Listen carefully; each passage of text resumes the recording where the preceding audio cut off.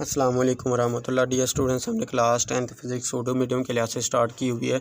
इसका हमने chapter number 3 unit number 12 को लेकर चल रहे हैं, ज्योमेट्रिकल ऑप्टिक्स वाला। लास्ट वीडियो में आप लोगों को इसका ये रिफ्रैक्शन का टॉपिक करवा चुका हूँ, रोशनी की रिफ्रैक्शन का, और साथ में इसके कवानीन, रिफ्रैक्शन के कवानीन। इस वीडियो में इस वीडियो का लिंक भी डिस्क्रिप्शन में डाल दूँगा, क्योंकि ये जो हमारे पास है ये लॉन्ग क्वेश्चन भी है और ये मोस्ट इंपॉर्टेंट है, तो ये आप लोगों ने अच्छी तरह से तैयार करना है। आज हम जो टॉपिक स्टार्ट करेंगे ये हमारे पास है टोटल इंटरनल रिफ्रैक्शन वाला।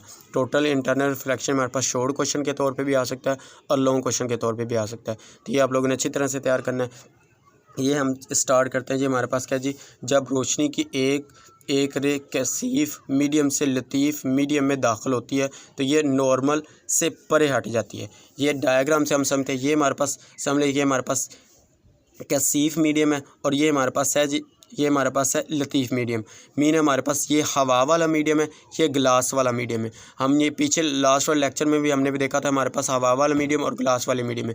जब हमारे पास उधर दो केस थे, जब हमारे पास हवा वाले मीडियम से रे आती थी, ग्लास वाले मीडियम में दाखिल होती, तो हमारे पास वो नॉर्मल की तरफ झुक जाती थी।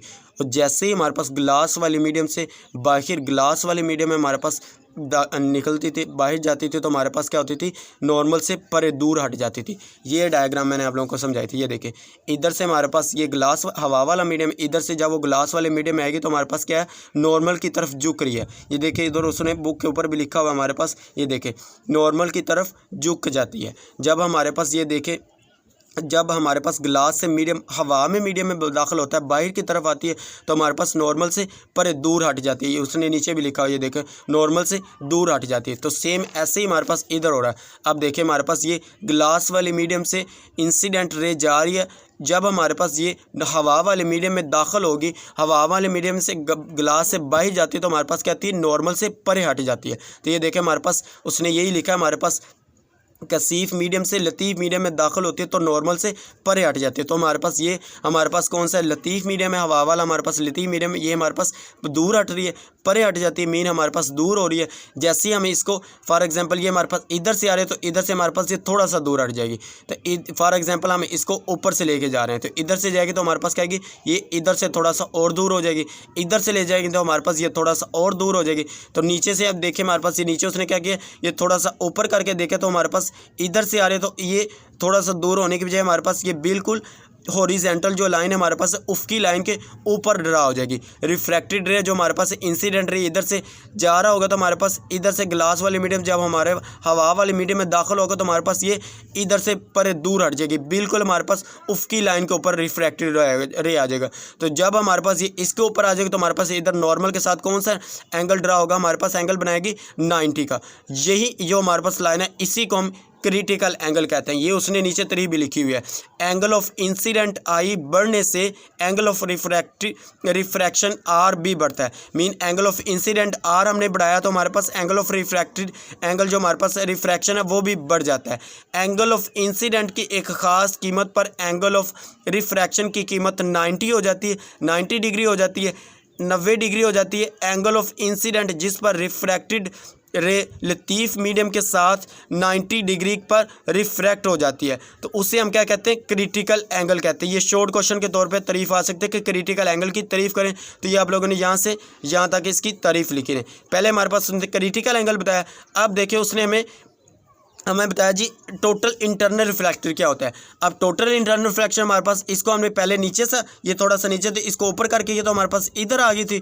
अब टोटल इंटरनल रिफ्रैक्शन में इसी इंसिडेंट का रे को थोड़ा सा ऊपर उठा दें, थोड़ा सा ऊपर से करेंगे तो हमारे पास क्या होगा, ये हमारे पास इस लाइन के बजाय हमारे पास कसीफ मीडियम में रिफ्लेक्ट हो जाएगी, रिफ्लेक्टेड रे के अंदर हमारे पास आ जाएगी। तो जो हमारे पास ये कसीफ मीडियम में रिफ्लेक्ट होकर हमारे पास उसी मीडियम में ग्लास वाले मीडियम में हमारे पास रिफ्लेक्ट हो जाएगी, तो इसी को हम क्या कहते हैं, टोटल इंटरनल रिफ्रैक्शन कहते हैं। नीचे उसने तरी भी लिखी है, ये देखिए जी हमारे पास जब इन angle of incident critical angle से बढ़ जाता है, तो एंगल ऑफ क्रिटिकल एंगल ये नीचे लिखा है, ये देखें हमारे पास इधर क्या था, एंगल ऑफ इंसिडेंट हमारे पास क्रिटिकल एंगल से छोटा था, ये हमारे पास इधर छोटा था, लेस देन था, आई लेस देन था, एंगल आई हमारे पास क्या था, इंसिडेंट रे छोटा है, ये हमारे पास अलामत है लेस देन या छोटा है।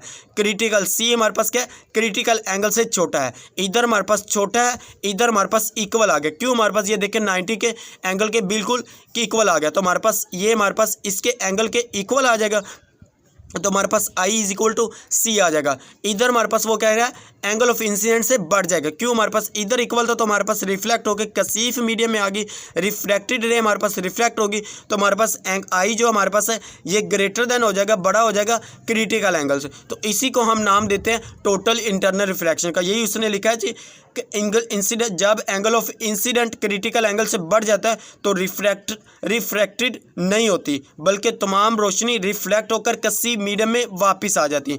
रिफ्रैक्शन मीन रिफ्रैक्टेड नहीं होता, कसी मीडियम में वापस आ जाती है, तो उसे हम इसी अमल को हम क्या कहते हैं, टोटल इंटरनल रिफ्लेक्शन कहते हैं। ये हमारे पास तारीफ़ें हैं, दो तारीफ़ें हमारे पास इधर, एक हमारे पास टोटल इंटरनल रिफ्लेक्शन की तारीफ आप लोग पहले लिखें क्योंकि हमारे पास टॉपिक का नाम है। वो इसी तरह सवाल करेगा कि टोटल इंटरनल रिफ्लेक्शन की तारीफ करें और साथ में टोटल इंटरनल रिफ्लेक्शन की वजाहत करें रे डायग्राम से। ये हमारे पास तीनों क्या है, रे डायग्राम है। तो ये लॉन्ग क्वेश्चन में ऐसे आ सकता है। तो साथ में आप लोगों ने ये तीनों डायग्राम भी बतानी है, ये साथ में ये आप लोगों ने ये नीचे भी लिखना है, जो हमारे पास ये नीचे लिखा हुआ है ना, इंसिडेंट रे लेस देन है क्रिटिकल एंगल से, इंसिडेंट रे हमारे पास है इक्वल है क्रिटिकल एंगल से, इधर हमारे पास ग्रेटर है एक क्रिटिकल एंगल से। तो ये डायग्राम भी बनानी है, दोनों तारीफ़ें भी लिखनी है, ये साथ में आप लोगों ने इसकी वजाहत, ये वैल्यू जो हमारे पास पहली लाइन है ये वजाहत में भी लिख देनी है। तो ये सारा का सारा पैरा आप लोगों ने ज़बानी याद करना है, साथ में इसकी वजाहत लिखनी है, साथ में ये आप लोगों ने डायग्राम लाजमी बनानी है। ये हमारे पास छोटा सा लॉन्ग क्वेश्चन है, तो ये पेपर में आ जाता होता है अक्सर बोर्ड के पेपर में, ये बोर्ड के पेपर में ये हमारे पास क्वेश्चन आया हुआ है लॉन्ग क्वेश्चन के तौर पे। तो ये आप लोगों ने अच्छी तरह से तैयार करना है। इसके साथ हमारे पास एक एग्जांपल है, तो इसको भी हम साथ में कर लेते हैं। मिसाल नंबर हमारे पास है 12.4, पानी का क्रिटिकल एंगल मालूम करें। हमने क्या मालूम करना है, क्रिटिकल एंगल आई हमने मालूम करना है। तो हमारे पास क्या जी, अगर रिफ्रैक्टेड एंगल 90 हो, 90 उसने दिया है रिफ्रैक्टेड एंगल, मीन हमारे पास आर हमारे पास 90 है, जबकि पानी और हवा के रिफ्रैक्टेड इंडेक्स बिल तरतीब 1.33 और 1 हैं। उसने हमें पानी का रिफ्रैक्टिव इंडेक्स और हमारे पास रिफ्रैक्टिव इंडेक्स उसने बताया हुआ है। तो हमारे पास पानी और हवा का रिफ्रैक्टिव इंडेक्स उसने बिलतरतीब, हमारे पास पहले पानी है तो पानी का हमारे पास क्या आएगा 1.33 और साथ में हमारे पास हवा है तो हवा का हमारे पास क्या आएगा 1। जब रोशनी पानी से हवा में दाखिल होती है तो सैनल के कानून के मुताबिक, सैनल का कानून हमने पीछे पढ़ा था, उसके हमारे पास ये फार्मूला था sine R over sine I is equal to N. तो हमने क्या निकालना है आई, तो हमारे पास इधर आप लोग डाटा में लिख सकते हैं कि हमारे पास डाटा इधर हमारे पास क्या आएगा जी, डाटा उसने हमें बताया कि रिफ्लेक्टिव एंगल हमारे पास क्या जी आर हमारे पास है 90 डिग्री। उसके बाद आप लोग लिखेंगे हमारे पास पानी और रिफ्लेक्टिव इंडेक्स हमारे पास क्या जी, हमारे पास 1.33 डिग्री।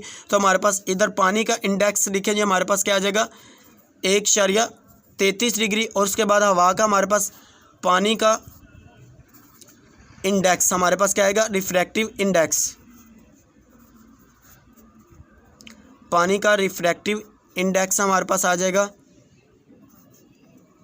ये इंडेक्स लिख लें। उसके बाद हमारे पास क्या जी 1.33। इसी तरह हमारे पास हवा का आ जाएगा, हवा का रिफ्रैक्टिव इंडेक्स,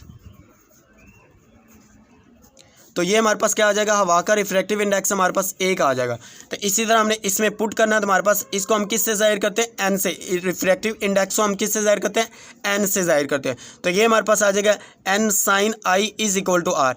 एन हमारे पास इधर आ गया जाएगा, हमारे पास इसके साथ मल्टीप्लाई हो जाएगा तो आर साइन हमारे पास साइन आर हमारे पास ऐसे रहेगा साइन आर, आर हमारे पास क्या जी आर हमारे पास है 90 डिग्री, 90 साइन 90 हमारे पास किसके बराबर होता है 1 के बराबर।